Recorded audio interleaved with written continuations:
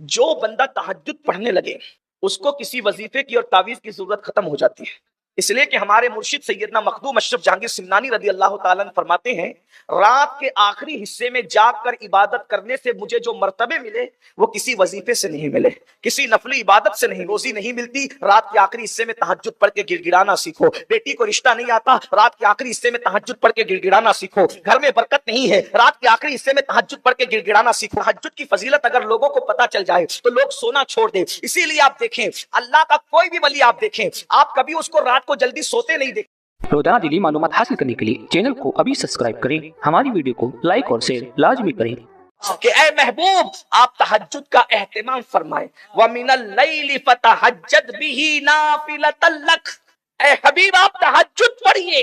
اس سے پتا چلا کہ نبی پر تہجد پڑھنا فرض ہے، ساری امت پر 5 وقت کی نماز ہے اور رسول اللہ پر 6 وقت کی نماز فرض ہے۔ اب ایک بات یہاں، ایک نکتہ یہاں پہ سامنے آیا، جو جتنا اللہ کا قریبی ہوگا اس کے لیے عبادت میں اتنی زیادتی ہوگی۔ جو لوگ کہتے ہیں نا کہ ہم پہنچ گئے تو اب ہم پہ نماز نہیں ہے، توجہ، جو کہتے ہیں کہ ہم پہنچ گئے تو ہم پہ نماز نہیں ہے، تو رسول اللہ سے بڑا پہنچا ہوا کون ہے؟ جہاں جبریل کا کی سوچ نہیں جاتی اس سے آگے مصطفیٰ جان رحمت کے قدم جاتے ہیں۔ گنچے جو چٹکے تھے ماں اوہا، دنا کے باغ میں بلبلے سدرا تک اس کی بو سے بھی محرم نہیں۔ ارے جہاں کسی کی سوچ نہیں جا سکتی اس سے آگے مصطفیٰ جان رحمت پہنچے ہیں۔ جہاں حضرت موسیٰ نہیں گئے اس سے آگے مصطفیٰ جان رحمت پہنچے ہیں۔ لیکن جو خدا کی دیدار کے لیے پہنچتا ہے اس پہ 5 وقت نہیں ہے بلکہ اس پر 6 وقت کی ہے، اور بتایا جا رہا ہے جو جتنا پہنچا ہوا ہوگا اس کو اتنی زیادہ عبادت کرنی ہوگی۔ سبحان اللہ، نعرہ تکبیر، یہ قرآن، نعرہ رسالت، یہ قرآن کہہ رہا ہے۔ اس کا مطلب پہنچے ہوئے کی پہچان عبادت۔ وَمِنَ اللَّيْلِ فَتَہَجَّدْ بِهِ نَافِلَةً لَكَ، کہ محبوب تہجد پڑھیے۔ اس سے ایک تہجد کی فضیلت بھی پتہ چلتی۔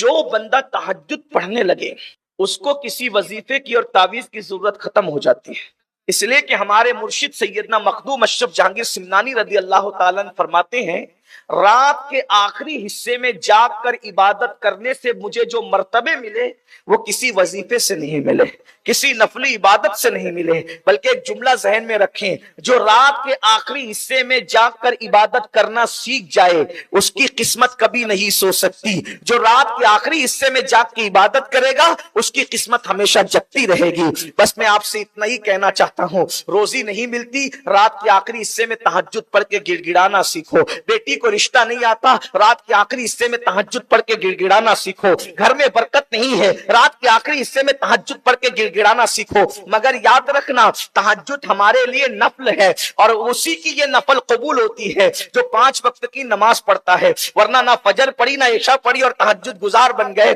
تو یہ نہیں چلنے والا۔ اس کا مطلب بالکل ایسے ہی ہوگا کہ آپ نے بنیاد نہیں رکھی اور سیدھے دیوار بنانا شروع کر دی، تو جس کی بنیاد نہیں ہوگی اس کی دیوار کیسے تعمیر ہو سکتی ہے؟ بنیاد جس کی ہوگی اسی کی دیوار ہوگی۔ تو فرض و بنیاد ہے اور نفل اس کے اوپر کی دیواریں ہیں، تو لوگ فرض کو چھوڑ کر نفل کے پیچھے بھاگتے ہیں۔ بہرحال یہ الگ عنوان ہے۔ تہجد کی فضیلت اگر لوگوں کو پتا چل جائے تو لوگ سونا چھوڑ دیں۔ اسی لیے آپ دیکھیں اللہ کا کوئی بھی ولی آپ دیکھیں، آپ کبھی اس کو رات کو جلدی سوتے نہیں دیکھیں گے، اور اگر وہ رات کو سویا ہے تو رات کے آخری حصے میں آپ اس کو سوتے نہیں دیکھیں گے۔ لیکن افسوس، میں اس قوم کو تہجد کی فضیلت بیان کر رہا ہوں جو قوم فجر کی نماز میں آنے کو تیار نہیں ہے۔ یاد رکھو اللہ کے بندو، اگر مقدر جگانا ہے تو اللہ کے لیے جاگنا سیکھو۔ بس کچھ یاد رہے نہ یہ رہے، یہ بات ضرور یاد رکھو، جو اللہ کے لیے جگتا ہے اللہ اس کی قسمت کو یہاں بھی جگا دے گا وہاں بھی جگا دے گا۔ قسمت جگانے کے لیے اللہ کے لیے جگنا سیکھو۔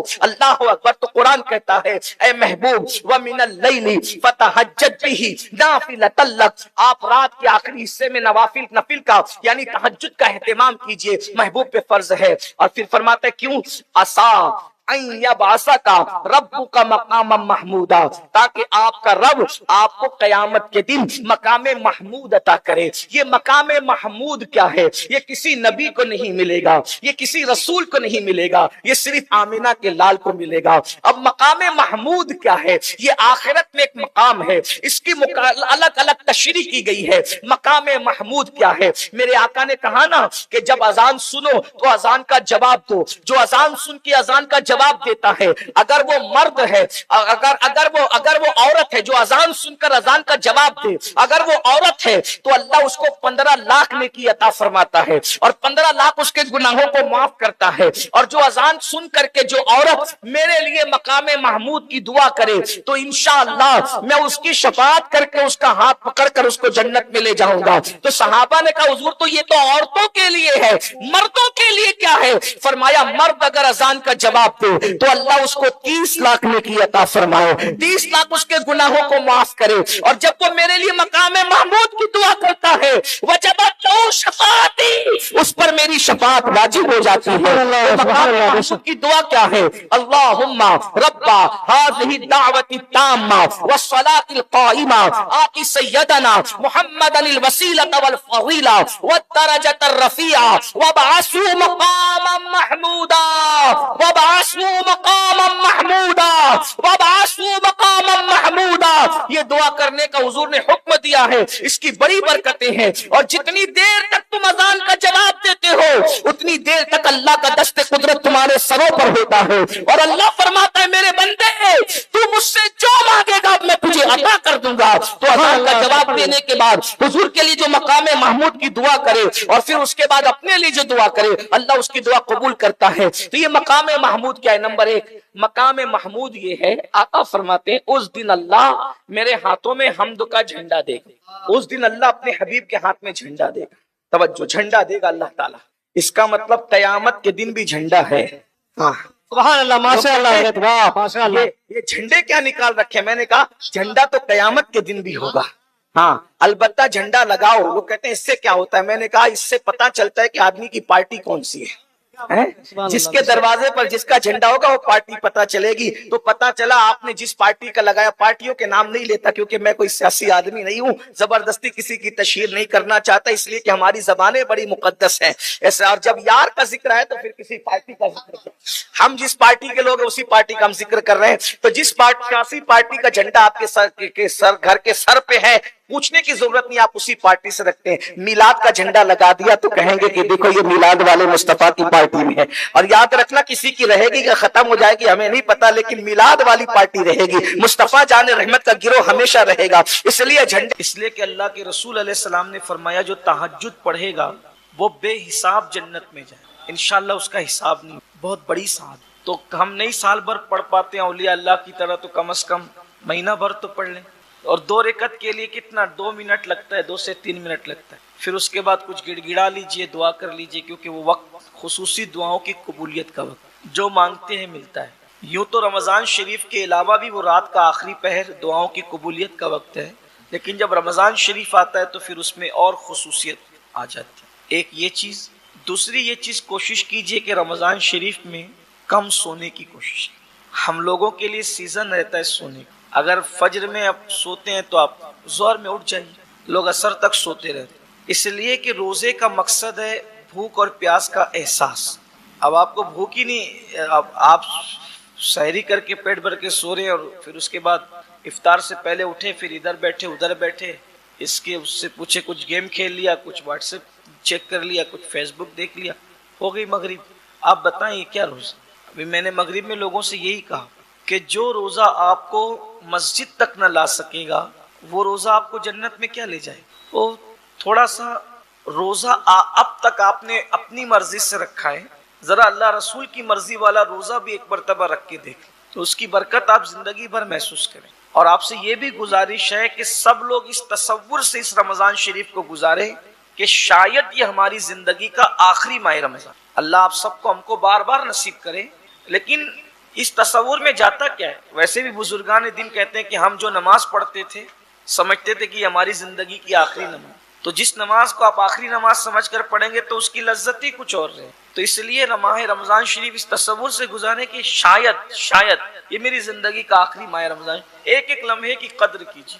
تو اس میں صحابہ کرام تو بستر باندھ کے رکھ دیتے تھے. صحابہ بستر باندھتے تھے کہ سونا نہیں ہے، بس اتنا ہی سونا ہے جتنا صحت کے لیے بہت زیادہ ضروری ہے، باقی جگتے رہنا. اور ویسے بھی جاگنا زندگی ہے اور سونا موت ہے. اس قوم نے جب سے سونا شروع کر دیا ہے یہ قوم ماری ہی جا رہی. جب تک یہ قوم جگتی رہتی تھی اس وقت تک اللہ تعالیٰ نے اس قوم کو بہت عروج عطا کی. کوئی مارتا نہیں تھا، سو رہے ہیں اور سونا موت سے قریب ہے. پھر اس کے بعد 4 چیزیں اللہ کے رسول علیہ السلام نے بتائی ہے، اس پر غور فرمائیں. یہ حضور علیہ السلام کا بتایا ہوا یہ رمضان شریف کے 4 اعمال ہیں. نمبر 1 اور سب کے لیے آسان ہے، کسان ہو، لوم مزدور ہو، سائزنگ مزدور ہو، امیر ہو، غریب ہو، عالم ہو، غیرہ، سب کے لیے.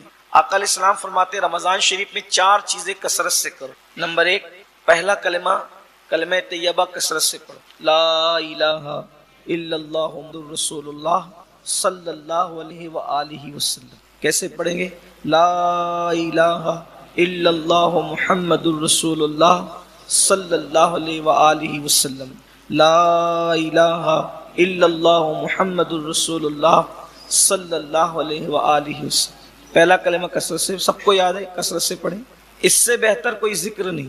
نمبر 2 استغفار کی کثرت کریں. استغفر اللہ ربی من کل ذنب واتوب الیہ. یہ جو استغفار یاد ہو، بہت لمبا چوڑا نہ یاد ہو تو استغفر اللہ استغفر اللہ استغفر اللہ کرتے ہو. یہ 2 عمل ہو گئے. پھر 2 عمل دعا سے تعلق رکھتے ہیں. فرمایا جنت کا سوال کرو. رمضان شریف میں کثرت سے جنت مانگو. اس میں تھوڑا عشق کی بات اور ایڈ کر لیں. جنت تو سب کی ضرورت ہے لیکن ساتھ میں عشق کی بات اور ایڈ کر لیں. جب اتنی بڑی بارگاہ سے مانگ رہے تو پھر کچھ بڑا مانگیں. حالانکہ جنت بھی بڑی چیز ہے لیکن جنت ہی نہ مانگے بلکہ جنت میں حضور علیہ السلام کا ساتھ مانگے. ان کے ساتھ جنت چاہیے، ان کے پڑوس میں، اور ملے گی. حضرت موسیٰ علیہ السلام نے جب پوچھا تھا وہ بڑھیا سے کہ یوسف علیہ السلام کا مزار کہاں ہے، تو بڑھیا نے کہا میں جانتی ہوں لیکن شرط ہے کہ آپ کے ساتھ جنت چاہیے. تو آپ نے فرمایا کہ تو جنت مانگ لے اتنا کافی ہے، میرے ساتھ جنت. نبی تو نبی ہے. تو جبریل تشریف ہے، کہا دے مانگتی ہے تو دے دیجیے، کیا جاتا ہے، اس کے کرم میں کمی کہاں ہے، وہ مانگتے تو دے دیں. تو جب بڑھیا مزار یوسف بتا کر حضرت موسیٰ کے ساتھ جنت میں جا سکتی ہے تو اگر آپ ماہ رمضان شریف کی قدر کر کے رسول اللہ کے ساتھ چلے جائیں تو پھر کوئی بعید نہیں. تو حضور کے پڑوس میں مانگے. بڑی بارگاہ ہے تو بڑی بات ہو. اور یوں بھی میں آپ سے گزارش کرتا ہوں، شاید میں نے پہلے بھی کہا تھا، اللہ کے یہاں ہمیشہ بڑی مانگنا چاہیے، اس لیے کہ بارگاہ بڑی ہے. ہمیشہ وہاں سے بڑا مانگا کرو، بڑی چیز مانگا کرو، اور دینے والا یقین سے مانگا کرو، اس پہ یقین ہے. تو پہلی چیز کلمہ طیبہ، دوسری چیز استغفار، تیسری چیز جنت کا سوال، اور وہ بھی رسول اللہ کے ساتھ ان کے پڑوس میں صلی اللہ علیہ وسلم. اور چوتھی چیز جہنم سے پناہ مانگو. اس کا وہ دعا سن لیں، اللہم اجرنا من النار. کیا پڑھے؟ اللہم اجرنا من النار. رمضان پڑھتے رہیے. اس کا مطلب ہوتا ہے اللہ میں جہنم کی آگ سے تیری پناہ مانگتا.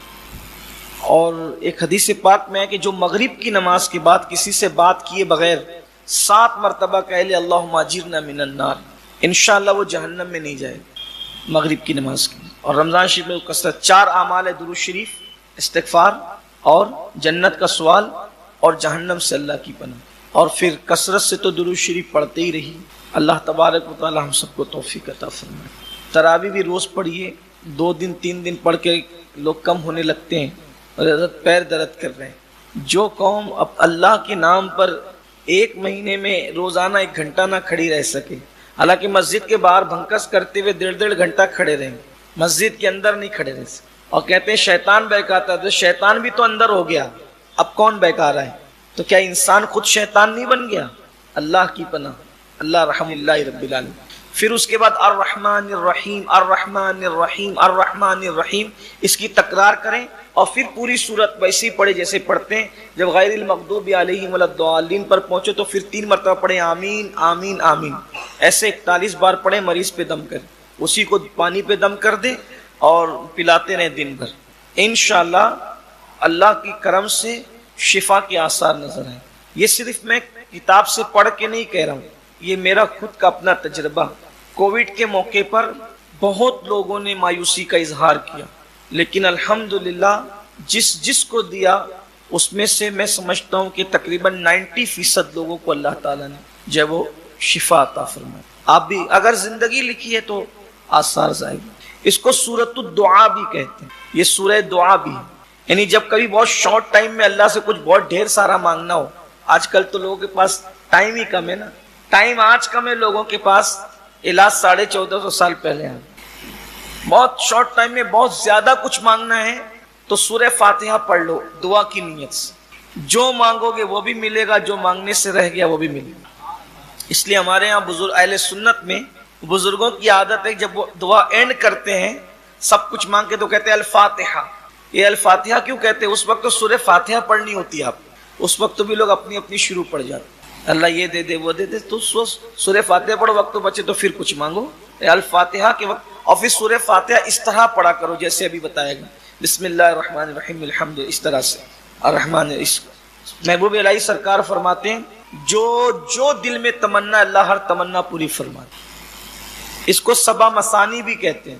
اس میں اصل میں چونکہ 7 آیتیں ہیں اور یہ سورت 2 مرتبہ نازل ہوئی, پوری نازل. اس سورت کی خاصیت یہ کہ یہ مکی بھی ہے اور مدنی بھی, یعنی یہ ہجرت سے پہلے بھی نازل ہوئی ہے اور ہجرت کے بعد بھی. کیونکہ جو سورت مکی ہے وہ مدنی نہیں, جو مدنی ہے وہ مکی نہیں. لیکن اس سورت کی خصوصیت ہے یہ مکی بھی اور مدنی بھی. سبحان اللہ, بڑی برکتیں ہیں اس کی. اس کے مضامین یہ ہے کہ اللہ تبارک و تعالیٰ نے اس کا آغاز اپنی حمد سے فرمایا. اگر کسی نے الحمدللہ کہہ دیا, ایک بار کسی نے الحمدللہ کا مطلب اس نے اللہ کی خوبیاں بیان کی. اللہ تبارک و تعالیٰ کو اپنی خوبی کے حوالے سے الحمدللہ سے بڑھ کر کوئی اور کلمہ پسند ہی نہیں. سب سے زیادہ یہی پسند ہے الحمدللہ. اور جس کی زندگی کے اندر الحمدللہ کہنا جو سیکھ جائے وہ زندگی کے مسائل سے ہمیشہ نکلتا ہی چلا جائے.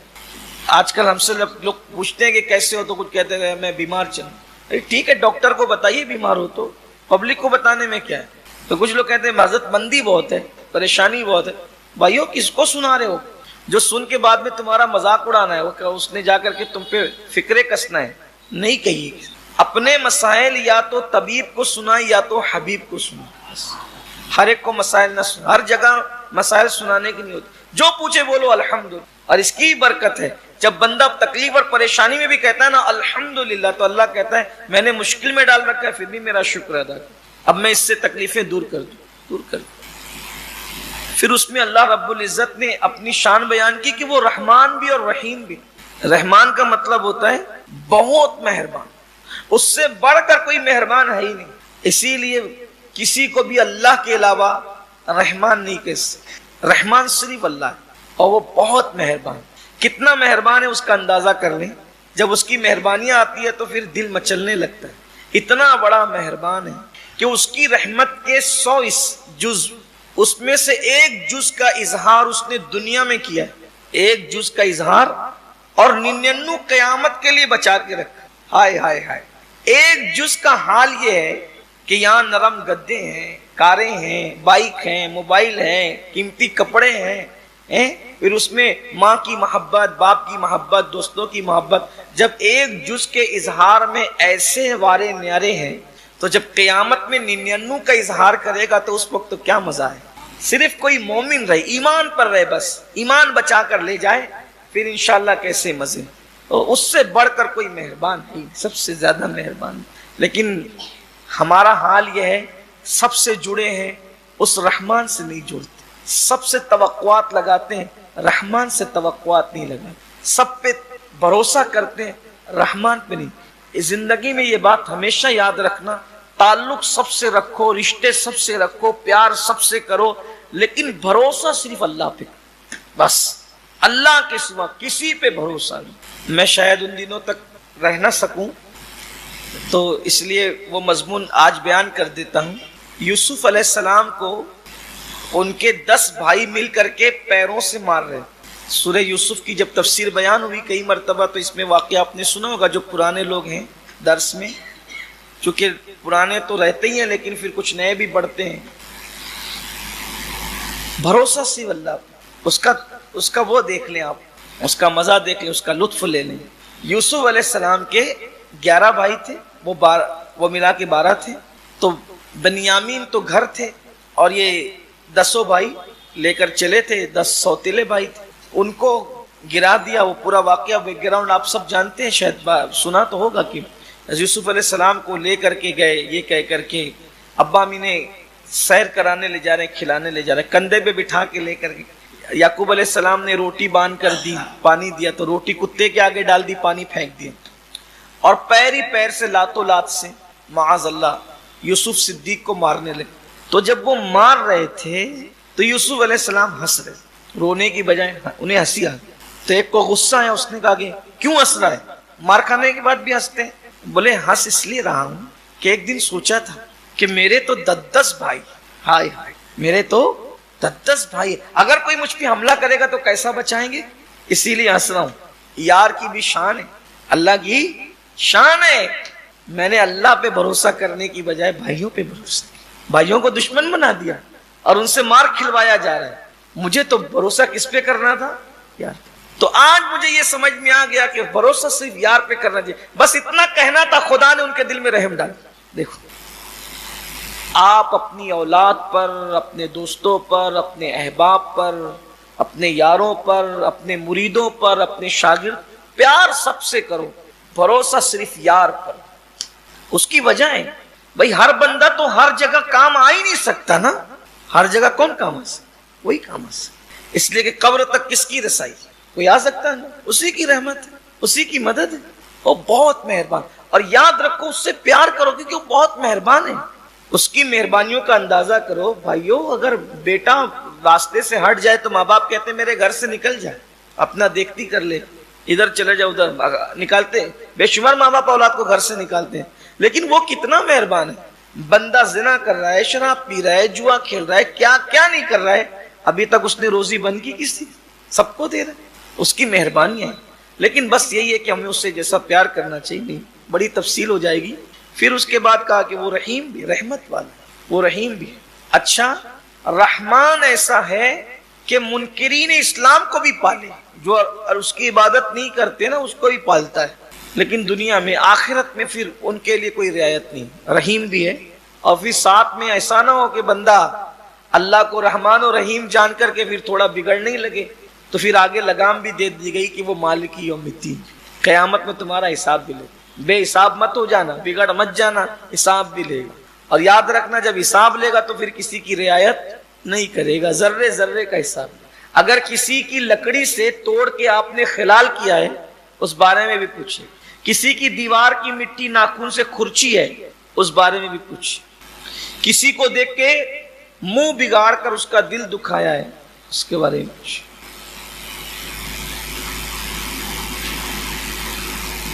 किसी के बदन के बारे में कहा कि इसके बदन से तो बदबू आती है, उस बारे में पूछे। हत्ता के किसी को गाली भी दी है, पिस्सू और मच्छर और मक्खी को भी गाली दी है, उस बारे में भी पूछे। आप देखें कितना खूबसूरत है हमारा और आपका मजहब, इसमें मक्खी मच्छर और पिस्सू को भी गाली देने की इजाजत नहीं। जिस मजहब में मक्खी मच्छर और पिस्सू को गाली देने की इजाजत नहीं है, उस मजहब के मानने वाले अपने बच्चों को माँ बहन की गाली दी।